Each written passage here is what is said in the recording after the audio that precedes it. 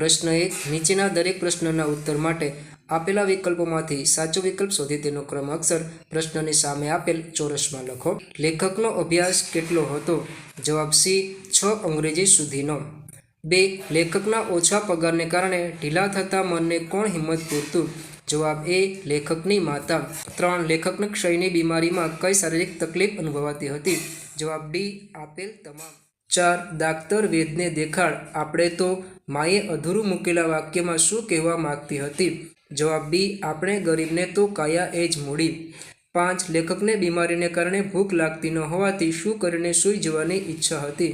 જવાબ ડી 1 પ્યાલી ચા પીને સૂઈ જવાની. 6 લેખકના કાકીમાં કયા દિવસે તેમના ઘરે આવવાના હતા?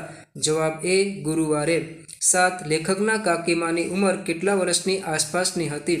જવાબ બી 55.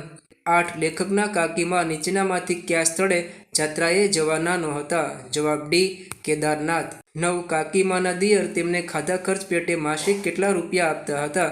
જવાબ બી 30 રૂપિયા. 10 ડૉક્ટર વસાવડાએ ક્ષયની સારવાર માટે કયા અને કેટલા ઇન્જેક્શન લેવાના કહ્યા? જવાબ એ સ્ટેપ્સોમાઇસિનના 30. 11 લેખક પત્નીના સોનાના ઘરેણાં વેચે તો પણ વધુમાં વધુ કેટલા રૂપિયા મળે તેમ હતા? જવાબ સી 150 રૂપિયા. 12 કાકીમાએ પોતાની પાસેની જૂની કોથળીમાંથી કેટલા રૂપિયા કાઢ્યા? જવાબ બી 520 રૂપિયા. પ્રશ્ન 2 યોગ્ય શબ્દ પસંદ કરી ખાલી જગ્યા પૂરો. 1 8 કલાકનું ખાલી જગ્યા કરીને લેખક સાંજે ઘરે જવા નીકળતા. જવાબ ગધા વેતરું. 2 લેખકની માતા લેખકને 100 રૂપિયાની આવકને ખાલી જગ્યા પગાર ગણતા. જવાબ બાદશાહી. 3 બીમારીના કારણે લેખકનું શરીર પીળું ખાલી જગ્યા જેવું થતું જતું. જવાબ હળદર. 4 લેખકના શેઠના ધંધામાં જાજો ખાલી જગ્યા રહ્યો નહોતો. જવાબ રસકસ. 5 કાકીમા માટે ખાલી જગ્યા એક જીવતી જાગતી વ્યક્તિ બની ગયા હતા. જવાબ ઠાકોરજી. 6 ડૉક્ટર વસાવડાએ લેખકને જોયા ત્યારે તેમને તે ખાલી જગ્યા લાગ્યા. જવાબ એનેમિક. 7 લેખકના જમણા ખાલી જગ્યા પર ક્ષયની સારી એવી અસર હતી. જવાબ ફેફસા. 8 લેખકના વાક્ય માતા અને પત્નીને ઘણી બધી ખાલી જગ્યા આપી દીધી. જવાબ હૈયારી. 9 રૂઢી રીતે ખાલી જગ્યા કરજો અને અમારા વતી દર્શન કરજો. જવાબ જાત્રા. 10 કાકીમાના વૃદ્ધ કરચલીવાળા મોં પર ખાલી જગ્યા યાત્રાધામોના દર્શનની અભિલાષા સ્પષ્ટ કળાતી હતી. જવાબ પુનિત. યોગ્ય શબ્દ પસંદ કરી ખાલી જગ્યા પૂરો. 1 શિયાળામાં અગ્નિ ખાલી જગ્યા બની રહે છે. જવાબ હુંફાળવો. 2 દુનિયામાં મોટું દુઃખ ખાલી જગ્યા બાકી તો મનના બધા શાક. જવાબ રોટલાનું. 3 પાનાચંદ ખાલી જગ્યા ઘેર ગયો અને જમવા પણ બેસાડી દીધો. જવાબ પરાણે. કાકીમાના ખાલી જગ્યા એમને માસિક ખાધા ખર્ચ માટે 30 રૂપિયા આપતા. જવાબ પોતાના દિયર. પ્રશ્ન 3 નીચેના વાક્યો ખરા છે કે ખોટા તે જણાવો. 1 લેખક એક શેઠની નોકરી 200 રૂપિયામાં કરતા હતા. જવાબ ખોટું. 2 લેખકની પત્નીનો સ્વભાવ થોડોક ઉગ્ર હતો. જવાબ ખરું.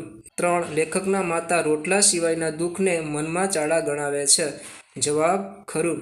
4 લેખકનું ઘર બહુ સગવડવાળું હતું. જવાબ ખોટું. 5 લેખકના શેઠ દયાહીણા અને સ્વાર્થી હતા. જવાબ ખોટું. 6 લેખકના ઘરે તેમના કાકીમાનો પત્ર આવ્યો હતો. જવાબ ખરું. 7 લેખકના કાકાભા ભગવાનના માણસ હતા. જવાબ ખરું. 8 કાકાભાના અવસાન પછી કાકીમાની પ્રભુ સેવાનું રૂપાંતર પતિ સેવામાં થઈ ગયું. જવાબ ખોટું. 9 લેખકને ડૉક્ટર વસાવડા સાથે આંખની ઓળખાણ હતી. જવાબ ખરું. 10 લેખક માટે સૌભાગ્ય ચિહ્નો જેવા ઘરેણાં વગરની પત્નીની કલ્પના અસહ્ય હતી. જવાબ ખરું. 11 કાકીમા પાસે યાત્રાએ જવાના 500 રૂપિયા ન હોવાથી તેઓ યાત્રા માંડી વાળે છે. જવાબ ખોટું. 12 લેખકના પરિવારના લોકોએ આગ્રહ કરીને કાકીમાને જાત્રા કરવા મોકલ્યા. જવાબ ખરું. વાક્યો કોણ બોલે છે તે પાઠના આધારે કહો. 1 તમારા શરીરમાં નબળાઈ છે.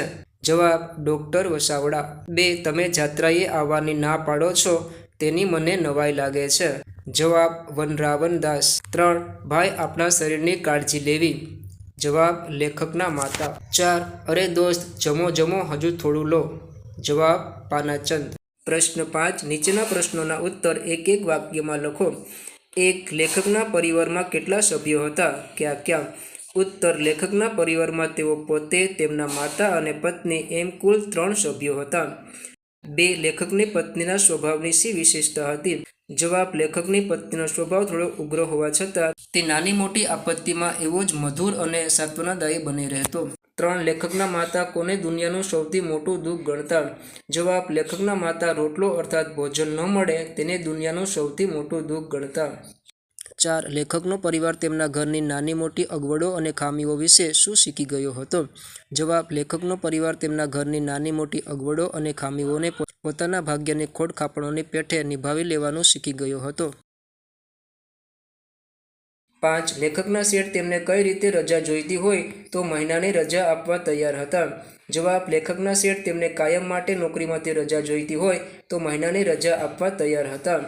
6 લેખકે તેમના ઘરે ખાવાનું ટાળવા કયું બહાનું કાઢ્યું? જવાબ લેખકે પોતાના ઘરે ખાવાનું ટાળવા તેમના મિત્ર પાનાચંદના ઘરે જમીને આવ્યાનું બહાનું કાઢ્યું. 7 લેખકના કાકીમાં ક્યાં રહેતા હતા? જવાબ લેખકના કાકીમાં 5,000ની વસ્તીવાળા મારા વતનમાં એ જૂના પુરાણા બાપ દાદાના નાનકડા ઘરમાં રહેતા હતા. 8 લેખકના કાકીમાં તેમના કાકાભાના અવસાન પછી ઠાકોરજીની પૂજામાં ચિત્ત કેમ પરોવા લાગ્યા? જવાબ લેખકના કાકીમાં તેમના કાકાભાના અવસાન પછી તેમની ઊંડી ધાર્મિકતાની પડેલી અસર કાકાભા જતાં ઉપસી આવતી અને કાકીમાં ઠાકોરજીની પૂજામાં ચિત્ત પરોવા લાગ્યા. 9 કાકીમાં કયા દિવસે લેખકના ઘરે આવીને કયા દિવસે જાત્રાએ જવાના હતા? જવાબ કાકીમાં ગુરુવારના દિવસે લેખકના ઘરે આવીને રવિવારના દિવસે જાત્રાએ જવાના હતા. 10 ડૉક્ટર વસાવડાએ લેખકને સરકારી દવાખાને લઈ જઈને શું કર્યું? જવાબ ડૉક્ટર વસાવડાએ લેખકને સરકારી દવાખાને લઈ જઈને તેમને છાતીનો એક્સરે કરાવ્યો. 11 ક્ષયની સારવાર માટે કઈ 3 વસ્તુઓ અગત્યની છે? જવાબ ક્ષયની સારવાર માટે સારો ખોરાક, સારા હવા પાણી અને આરામ આ 3 વસ્તુઓ અગત્યની છે. 12 લેખકના પત્ની પાસે ક્યાં સોનાના દાગીના હતા? જવાબ લેખકના પત્નીના હાથ પર 2 પાતળી બંગડીઓ, નાકમાં ચૂક અને કાનમાં બુટિયા એ સોનાના દાગીના હતા. 13 લેખકે તેમના શેઠને પોતાના રોગની વાત કરી ત્યારે તેમણે શું કર્યું? જવાબ લેખકે તેમના શેઠને પોતાના રોગની વાત કરી ત્યારે તેમણે લેખકને 1 મહિનાની રજા અને 57 રૂપિયા રોકડા આપ્યા. લેખકના કાકીમાં કેવા દેખાતા હતા? જવાબ લેખકના 1 ટોળા બાંધાની કાકીમાં મૂર્તિમંત, પવિત્રતા અને ધાર્મિકતા જેવા દેખાતા હતા. પ્રશ્ન 6 નીચેના પ્રશ્નોના ઉત્તર 2-3 વાક્યોમાં લખો. 1 લેખકનું ઘર બહુ સગવડવાળું ન હતું એવું શાના પરથી કહી શકાય? ઉત્તર લેખકનો પગાર 100 રૂપિયા હતો. તેમાંથી તેઓ 1 ઓરડાના જે ઘરમાં રહેતા હતા તેનું ભાડું 13 રૂપિયા હતું. આમ લેખક, તેમની બા અને પત્ની એમ 3 વ્યક્તિના પરિવારના ઘર ખર્ચ પછી રૂપિયા વધતા ન હોવાથી તેમનું ઘર બહુ સગવડવાળું ન હતું. 2 લેખકને ક્ષયની શરૂઆતમાં લાગતો થાક કેવો અનુભવાતો હતો? કેમ? જવાબ લેખકને ક્ષયની શરૂઆતમાં લાગતો થાક એ રસ્તાની ધૂળ જેવો અનુભવાતો હતો. જેમ મોં અને હાથ પગ ધોઈએ ત્યારે ધૂળ ચાલી જાય તેમ લેખક જમીને ઊભા થાય ત્યારે તેમનો થાક પણ ચાલ્યો ગયેલો જણાતો. જમવા બાબતે લેખક જૂઠું કેમ બોલ્યા? ઉત્તર બીમારીના કારણે લેખક ખાવાની ના પાડે તો લેખકના બા અને પત્ની કેમ ખાવું નથી એમ પૂછશે તો બીમારીની વાત જણાવીશ તો તેઓ જીવ બાળશે અને તેમની ભૂખ મરી જવાથી તેઓ બિચારા ખાઈ પણ નહીં શકે તેમ વિચારી લેખક જમવા બાબતે જૂઠું બોલ્યા. 4 લેખકની ક્ષયની બીમારી વિશે સાંભળી રડતા બાને લેખકે શું કહ્યું? જવાબ લેખકની ક્ષયની બીમારી વિશે સાંભળી રડતા બાને તેમણે કહ્યું, બા જો તમે આમ હિંમત હારી જશો તો પછી મારું શું? આ રોગ હવે કંઈ અસાધ્ય નથી. ડાક્ટરે કહ્યું કે 3 મહિનામાં તો તમે તેના કરતાં અડધો મણ વજનમાં વધી જશો. 5 કાકીમાએ યાત્રાએ જવાનું માંડી વાળ્યું ત્યારે લેખકે શું કહ્યું? જવાબ કાકીમાએ યાત્રાએ જવાનું માંડી વાળ્યું ત્યારે લેખકે કહ્યું, કાકીમા તમે યાત્રા કરવા માટે તો ઘરેથી નીકળ્યા છો, હવે એકાએક આમ મન કા મોડું પડી ગયું, વાંધો શો છે? કાંઈ અગવડ મુશ્કેલી કહો તો કાંઈક સમજાય. કાકીમાએ યાત્રા જવાનું કેમ માંડી વાળ્યું? ઉત્તર કાકીમાએ યાત્રા જવાનું માંડી વાળ્યું કારણ કે કાકીમા લેખકના ઘરની પરિસ્થિતિ જાણતા હતા. તેઓ લેખકની સારવાર માટે 3 મહિનાની રજા તથા સારવાર માટે રૂપિયાની જરૂરને સમજી પોતાની યાત્રાને માંડી વાળે છે અને તે રૂપિયા લેખકની સારવાર માટે આપે છે. વિદ્યાર્થી મિત્રો, ચેનલને સબસ્ક્રાઇબ કરવા માટે કોઈ પણ પ્રકારનો ચાર્જ નથી. આપ ફ્રીમાં ચેનલને સબસ્ક્રાઇબ કરી શકો છો. વિડીયો પસંદ આવે તો લાઇક કરવાનું, તમારા મિત્રો સાથે શેર કરવાનું, કમેન્ટ કરવાનું અને આપણી ચેનલને સબસ્ક્રાઇબ કરવાનું ભૂલશો નહીં. પાઠના આપેલા વાક્યોને વિગતે સમજાવો. આપણને ગરીબને તો કાયા એ જ મૂડી. ઉત્તર: આ વાક્ય એવું સૂચવે છે કે ગરીબ માણસ પાસે ધન સંપત્તિ નથી હોતી. તેની પાસે માત્ર તેનું શરીર જ એકમાત્ર મૂડી સંપત્તિ છે. તે પોતાના શરીરના શ્રમથી જ રોજીરોટી કમાય છે. આ વાક્ય ગરીબ વર્ગની વાસ્તવિકતા દર્શાવે છે કે શરીર જ તેની આજીવિકાનું સાધન છે. પ્રશ્ન 9. નીચેના પ્રશ્નોના ઉત્તર તમારી નોટબુકમાં લખો. માએ લેખકને ડાક્ટર વૈદ્યને દેખાડવાનું કહ્યું કારણ કે. ઉત્તર: લેખક થોડા સમયથી સાંજે કામ પરથી આવે ત્યારે તેમનું આખું શરીર ગારા જેવું થઈ જતું, આંખો બળતી, માથું ભારે ભારે લાગતું અને ઘરે આવીને ખાવાની ઈચ્છા ન રહેતી, મોંમાં મોળ આવ્યા કરતી. શરીરમાં થયેલા આ ફેરફારો જોઈને માએ લેખકને ડાક્ટર વૈદ્યને દેખાડવાનું કહ્યું. 2. શાના આધારે કહી શકાય કે લેખકને બીમારી છતાં મહિનાની રજા ન આપનાર તેમના શેઠ દયાહીણા અને સ્વાર્થી નહોતા? જવાબ: લેખક જેમને ત્યાં નોકરી કરતા હતા તે શેઠનો ધંધો ઘસાઈ ગયો હતો. તેઓ બને ત્યાં સુધી જૂના માણસોને છૂટા ન કરવા એવી તેમની ઈચ્છા હતી. આથી ધંધામાં ઝાઝો રસકસ રહ્યો ન હોવા છતાં તેઓ લેખકને અને તેમના જેવા 2-3 માણસોને નિભાવતા હતા. આ બાબતોને આધારે કહી શકાય કે લેખકને બીમારી છતાં મહિનાની રજા ન આપનાર તેમના શેઠ દયાહીણા અને સ્વાર્થી નહોતા. પ્રશ્ન 10. આપેલા વાક્ય માટે સાચા વિકલ્પ સામે ખરાની નિશાની કરો. 1. લેખકે જૂઠનો આશ્રય લઈ ખાવાનું ટાળ્યું. જવાબ: ક. બીમારીને લીધે ભૂખ નથી લાગતી એવું લેખક પોતાની માને જણાવવા નથી માગતા. 2. સાંજ પડતા લેખકને ખૂબ થાક લાગતો કેમ કે. જવાબ: બ. લેખકના શરીરમાં બીમારીએ ઘર કર્યું હતું તેથી. પ્રશ્ન 11. નીચેના વાક્યોને યોગ્ય સંયોજક વડે જોડી ફરી લખો. 1. હું પૈસાનું તો ના કહી શક્યો, મારા રોગની વાત કરી. જવાબ: હું પૈસાનું તો ના કહી શક્યો પણ મારા રોગની વાત કરી. 2. 100 રૂપિયા રડી લેવાનું હું માના હાથમાં મૂકી દેતો, માં જ ઘર ચલાવતી. જવાબ: 100 રૂપિયા રડી લાવીને હું માના હાથમાં મૂકી દેતો અને માં જ ઘર ચલાવતી. 3. માએ ખાઈ લીધું, પત્નીએ ખાઈ લીધું. જવાબ: માએ અને પત્નીએ ખાઈ લીધું.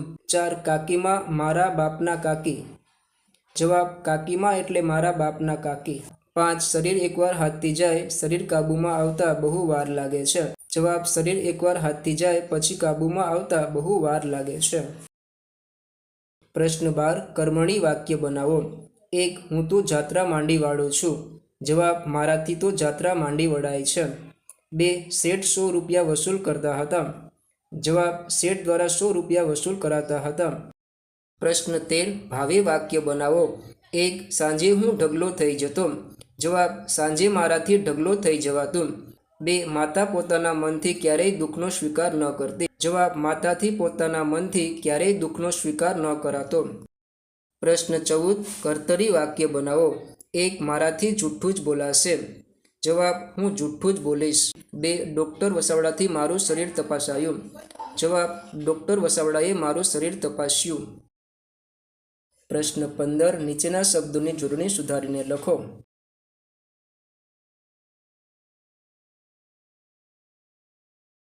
પ્રશ્ન 16. નીચેના શબ્દોના 2 સમાનાર્થી શબ્દો લખો. 1. આતિથ્ય, પરોણાગત, મહેમાન ગતિ. 2. અવતાર, ઉત્પત્તિ, જન્મ. 3. વૃત્તિ, સ્વભાવ, પ્રકૃતિ. 4. કાબુ, અંકુશ, કબજો. 5. ઓળખાણ, પીછાણ, પરિચય. ધારણા, ખ્યાલ. 7. ભરોસો, વિશ્વાસ, ખાતરી. 8. જીવતર, જન્મારો, જિંદગી. 9. ચિત્ત, અંતઃકરણ, મન. 10. ઉત્સાહ, હોશ, ઉમંગ. પ્રશ્ન 17. નીચેના શબ્દોના વિરુદ્ધાર્થી શબ્દો લખો. 1. થાક, ઉત્સાહ. 2. ઉગ્ર, શાંત. 3. આવક, જાવક. 4. સગવડ, અગવડ. 5. અધૂરું, પૂરું. 6. ઈચ્છા, અનિચ્છા. 7. સ્વાર્થી, નિસ્વાર્થી. 8. પુણ્ય, પાપ. 9. હળવા, જુદું. પ્રશ્ન 18. નીચેના શબ્દ સમૂહ માટે એક શબ્દ લખો. 1. નજીવા લાભ માટે કાળી મજૂરી કરવી. જવાબ: ગધા વેતરું. 2. જીવતા રહેવા માટે કરવો પડતો સંગ્રામ. જવાબ: જીવન સંગ્રામ. 3. રોગના કારણની તપાસ, રોગની ઓળખ. જવાબ: નિદાન. 4. સાંધી ન શકાય તેવું, જેનો ઇલાજ નથી તેવું, અસાધ્ય. 5. ભારે ઠાઠમાટને સમૃદ્ધિવાળું. જવાબ: બાદશાહી. 6. શરીરમાં વાયુના જોરથી મોઢામાં લાળ છૂટે તે, મોણ્ય. 7. લોહીની ઉણપવાળું. જવાબ: એનેમિક. 8 અરે એવો ઉદ્ગાર કરવો તે. જવાબ અરેકારો. પ્રશ્ન 19 નીચેના રૂઢિપ્રયોગના અર્થ આપી વાક્યમાં પ્રયોગ કરો. 1 વર્તાઈ જવું, ઓળખાઈ જવું. વાક્ય મારા પિતરાઈ ભાઈનો દીકરો એટલો તોફાની છે કે એ જ્યાં હોય ત્યાં વર્તાઈ જાય. 2 ઢગલો થઈ જવું, ખૂબ થાકી જવું. વાક્ય ઘરેથી ચાલીને મંદિર જવાની પ્રતિજ્ઞામાં ચાલતો મુકેશ અડધે રસ્તે ઢગલો થઈ ગયો. 3 મન મોડું પડી જવું, ઈચ્છા ઓગળી જવી. વાક્ય વનિતાના દિયરના લગ્નમાં મજા માણવાની ખૂબ ઈચ્છા હતી, પણ સાસુનો અકસ્માત થતાં તેનું મન મોડું પડી ગયું. 4 જીવ બળવો, ચિંતા થવી. વાક્ય સાંજે 6 વાગ્યે નોકરીથી ઘરે આવી જતો નેહલ રાત્રે 10 પણ ન આવતા માનો જીવ બળવા લાગ્યો. 5 હિંમત હારી જવું, નાસીપાસ થઈ જવું. વાક્ય ચિમનલાલ થોડા સમય પહેલાં ધંધામાં મોટું નુકસાન સહન કર્યું હતું અને હવે દીકરાને કેન્સર થતાં તેઓ હિંમત હારી ગયા.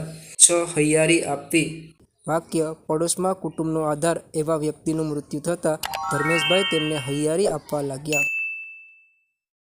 7 પાણાઈ નહીં પડવા, અહીં કોઈ બીમારી ન હોવી. વાક્ય 70 વર્ષે મને કંઈ પાણાઈ નથી પડતા ને આ 40 વર્ષે જુવાન રમણ ચાલ્યો ગયો. કંઠ રૂંધાઈ જવો, દુઃખને કારણે હૈયું ભરાઈ જવું. વાક્ય યુદ્ધમાં શહીદ થયેલા દીકરાનું શબ ઘરે આવતા પિતાનો કંઠ રૂંધાઈ ગયો. પ્રશ્ન 20 નીચેના શબ્દોના અર્થભેદ લખો. 1 ભાગ્ય, નસીબ, ભાગ, અંશ, હિસ્સો. પ્રશ્ન 21 નીચેના શબ્દોમાંથી ધ્વનિઓ છૂટા પાડીને લખો. 1 રૂપિયા, 2 પુણ્યદાન, 3 સ્વાર્થી, 4 ધાર્મિકતા. પ્રશ્ન 22 નીચેના ધ્વનિઓને જોડી શબ્દ બનાવો. 1 સૌભાગ્ય, હૈયારી, વાત્સલ્ય, દિનચર્યા. પ્રશ્ન 23 નીચે આપેલા શબ્દોને શબ્દકોશના ક્રમમાં ગોઠવો. સ્વભાવ, જાત્રા, કાયમી, પુરાણું, દુનિયા, ઠાકોરજી. જવાબ કાયમી, જાત્રા, ઠાકોરજી, દુનિયા, પુરાણું, સ્વભાવ. પ્રવૃત્તિ. પ્રશ્ન 1 મેં કરેલા પ્રવાસ વિષય પર નિબંધ તમારી નોટબુકમાં લખો. વિદ્યાર્થી મિત્રો, આપની શાળામાંથી કોઈ પ્રવાસનું આયોજન થયેલું હોય તો આપ તે પ્રવાસ વિષય પર નિબંધ લખી શકો છો. આ જ નિબંધ લખવો જરૂરી નથી. આ વર્ષે અમારી શાળામાંથી દિવાળીની રજાઓમાં 5 દિવસનો મહારાષ્ટ્રનો પ્રવાસ યોજવામાં આવ્યો હતો. એ પ્રવાસમાં હું પણ સહભાગી થયો હતો. અમારી બસ 27મી ઓક્ટોબરના રોજ રાત્રે 9 વાગ્યે અમારી શાળાએથી ઉપડી. અમારી બસમાં 48 વિદ્યાર્થીઓ અને 6 શિક્ષકો હતા. બસમાં અમે ગીતો ગાતા, નાચતા, કૂદતા, મજાક મસ્તી કરતા અને રસ્તામાં આવતા ખેતરો, વૃક્ષો, નદીઓ અને તળાવનું સૌંદર્ય પણ માણતા હતા. મેં આટલો આનંદ ક્યારેય અનુભવ્યો ન હતો. નમસ્તે વિદ્યાર્થી મિત્રો, ધોરણ 8 ગુજરાતી પાઠ્યપુસ્તક અને ગાલા સ્વાધ્યાય પોથીના સોલ્યુશન આપણી ચેનલ પર મુકાઈ ચૂક્યા છે, જેની લિંક નીચે ડિસ્ક્રિપ્શનમાં આપેલ છે. ત્યાંથી આપ આ વિડીયો જોઈ શકશો. વિડીયો પસંદ આવે તો લાઇક કરવાનું, તમારા મિત્રો સાથે શેર કરવાનું, કમેન્ટ કરવાનું અને આપણી ચેનલને સબસ્ક્રાઇબ કરવાનું ભૂલશો નહીં. પ્રશ્ન 2 આ વાર્તાને વર્ગમાં નાટક સ્વરૂપે ભજવો. માએ વાક્ય અધૂરું મૂક્યું. ગુરુવારે કાકીમાં અહીં આવે છે ત્યાં સુધી પાઠ વાંચો અને સાચી વિગત હોય તો જાત્રા ફળી લખો અને ખોટી વિગત હોય તો જાત્રા ટળી લખો. 1 શેઠ ખૂબ જ દયાળુ હતા. જવાબ જાત્રા ફળી. 2 ઘરેથી જ નક્કી કરીને નીકળ્યો કે દાક્તર પાસે જઈ આવું. જવાબ જાત્રા ફળી. 3 હું સાચું જ બોલી ગયો કે મારે જમવું નથી. જવાબ જાત્રા ટળી. 4 કાકીમાં આવતા મહિને આવવાના છે. જવાબ જાત્રા ટળી. 5 કાગળ પાનાચંદનો આવ્યો હતો કે તે ગુરુવારે આવશે. જવાબ જાત્રા ટળી. પ્રશ્ન 4 આપેલા સ્થાનિક ભાષાના શબ્દોને માન્ય ભાષામાં લખી વાક્ય પ્રયોગ કરો. 1 પાહે, નજીક, પાસે. વાક્ય પાહે આય, બેહ, પાસે આવ, બેસ.